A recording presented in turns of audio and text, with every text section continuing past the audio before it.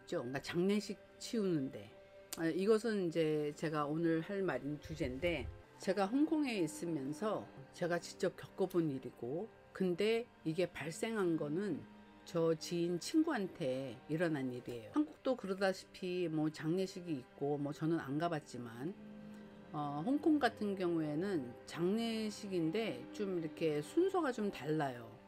중국에서는 만약에 종교적으로 뭐 불교면 불교식으로 이렇게 장례식을 다뤄져 있고, 뭐 기독교 아니면 교회 다니는 그런 식으로 이제 다뤄져, 종교마다 이렇게 다 이렇게 다뤄져 있고, 종교 없는 사람은 이제 그냥 보통 이런 장례식 식장에서 이렇게 다뤄지고 있고, 뭐 그런 정도예요. 그래서 저는 이제 한 번도 안 가봤지만, 터치웃. 그래서 이제 홍콩에서 이제 제 지인이 어떤 일이 있었냐면, 항상 그 제 지인 친구가 되게 활발하고 되게 활동적이고 마라톤도 다니고 뭐 하이킹도 가서 열심히 운동적으로도 좋고, 성격도 너무 시원시원하고 좋은 애였는데, 항상 이런 애가 어느 날인가 집안에 무슨 우환이 있어서 좀 이렇게 장례식을 치르게 돼서, 장례식을 다녀온 후로부터 연락이 좀 뜸해서 연락이 안 되는 거예요. 그래서 이제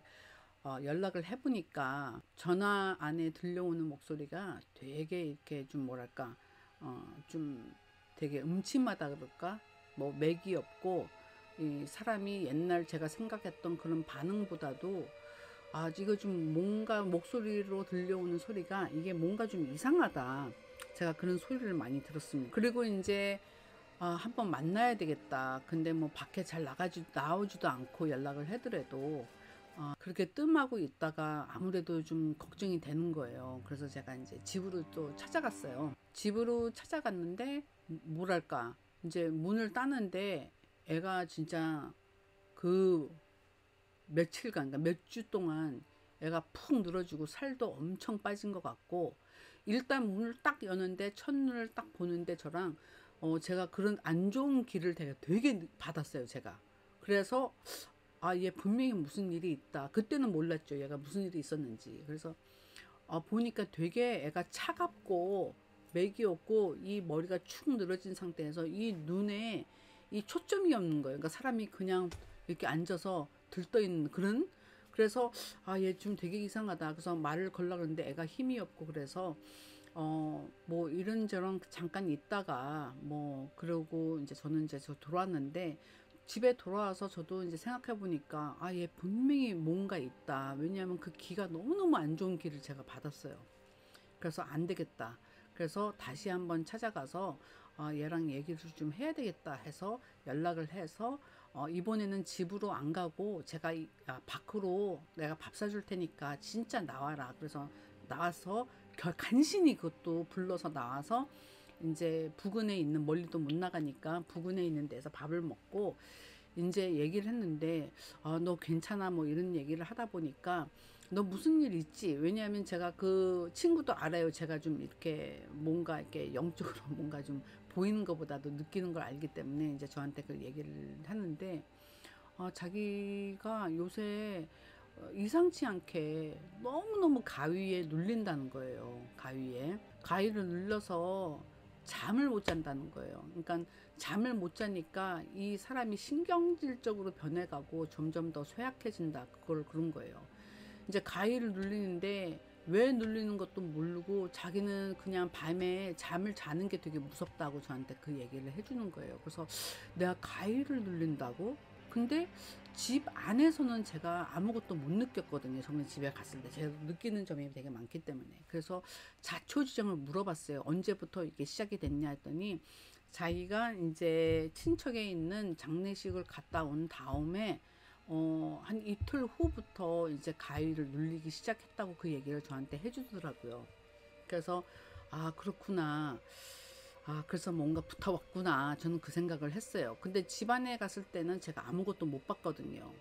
못 봤는데, 좀 장례식에서 나와서 이게 뭔가 있구나. 그래서 제가, 어쩔 수 없어서 얘를 데리고 일단 제가 아시는 분하고 만나서, 얘 좀 어떻게 뭐랄까 spiritual, 그러니까 말하자면 좀 정화를 시켜줄 수 있냐, 제가 아시는 분. 근데 그분이 또 이제 풍수지리사 분이세요. 그러니까 한국도 뭐 무속인이나 무당을 찾아가는 듯이 그냥 홍콩도 이런 풍수지리사를 찾아가서 이제 해결책을 물어보는 점도 있고, 아니면 좀 더 심각하면 그런 법사라고 있어요. 법사를 찾아가서 이거를 이제 말하자면, 한국에서 말하자면 이제 구술하는 거예요. 무속인이, 무당이. 근데 법사도 이제 그 중국식으로 비슷한 그런 법사, 말하자면 구슬하는 게 좀 있어요.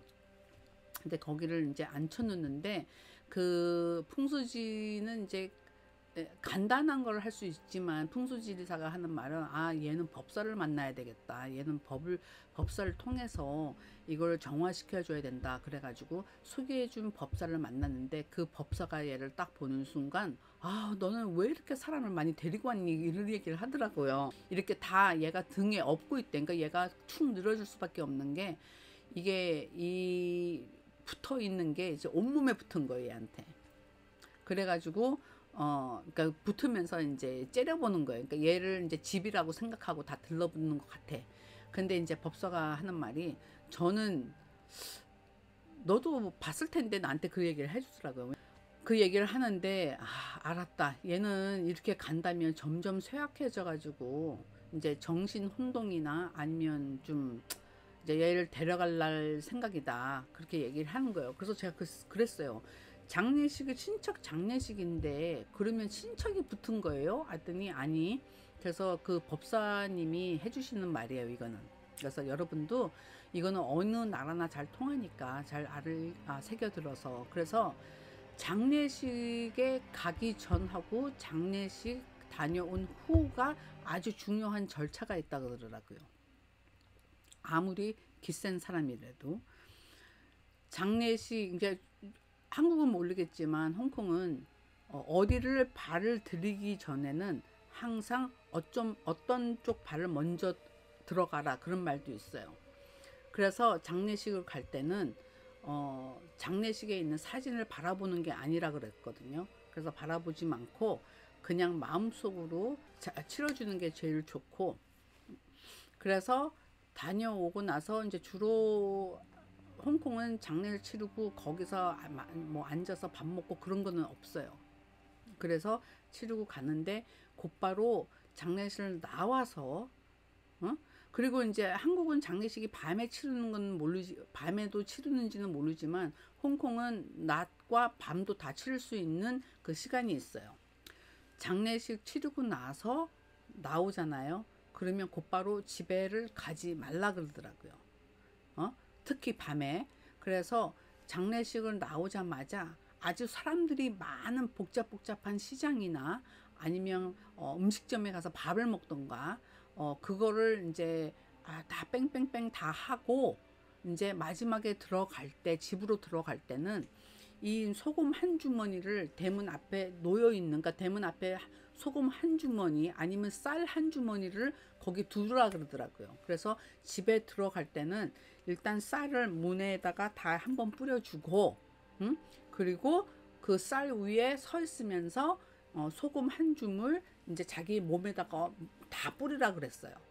뿌리고 난 다음에 이제 우리가 보통 들어가면 오른발 먼저 들어가겠죠. 그래서 왼쪽 발부터 먼저 들어가라, 그런 얘기가 있어. 그런 다음에 들어간 다음에 이제 샤워를 깨끗이 하고 이제 차 한 잔을, 뜨거운 차 이거를 내서, 그러니까 물을 끓이잖아요. 물을 끓여서 그 끓은 물을 한 바퀴 다 집 안에 돌아다니고 그 연기, 그 말은 스팀 말이라는 거죠. 그러면서 속으로 그냥 이 주문을 외워라 하고 한 일주일 동안 그러라 그랬어요.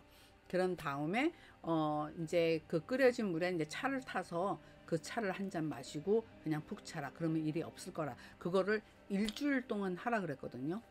그래서 이제 그런 얘기를 해주는데, 일단 법사로 통해서 뭐 부적 같은 거는 말고 일단 이렇게 해라 해서 얘를 이제 정화를 시켜줬고, 이제 집에 들어갈 때 법사님이 준 거는 하나, 이 거울 같은, 뭐랄까, 그런 부적, 그러니까 한국에서는 부적을 붙이지만 홍콩에서도 그런 부적이 있지만 뭘 하나 주시면서 그거를 어디다 붙이라고 딱 그 장소에 거기다 붙이라고 그러더라고요. 바로 현관문이에요.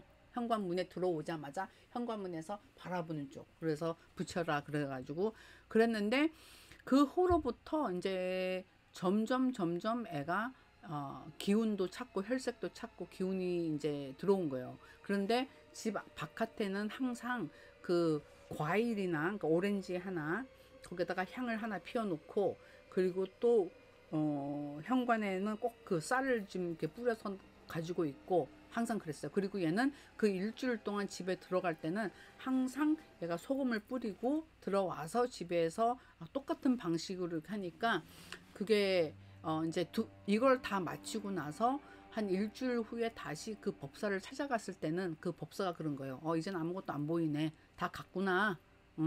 그 얘기를 하더라고요. 그래서 이제 이 이야기는 이렇게 되게 짤막하지만 법칙도 있구나. 우리가 모르는 그런 게 많을 거예요. 그래서 만약에 이제 장례식이나 뭐 어디를 가시는 분들은 있으시면 이거는 한국만 아니라 홍콩만 아니라 다 이런 식으로 통한대요. 그게 가시면 그 바깥에 소금 한 줌을 미리 집 들어가기 전에 바깥에 하나 놔두시고 쌀도 놔두시고 그런 다음에 장례식을 간 이후에 나오실 때는 곧바로 집에 들어가시지 마시고 인적이 제일 많은 음식점이나 그러니까 시장을 돌아다니면서 이것도 먹고 저것도 먹고 하면서 어느 정도 시간을 보내고 이제 집에 들어가기 전에 이제 쌀을 대문 앞에 쫙 뿌리고 그 위에 서서 소금을 뿌려주고 그런 다음에 집에 들어가서 스팀을 만들어서 방에 가면서 좀 좋은 의식을 의도로 해서 생각을 좀 해주고 그런 다음에 차를 한 잔 마시고 한 일주일 동안 그러래요.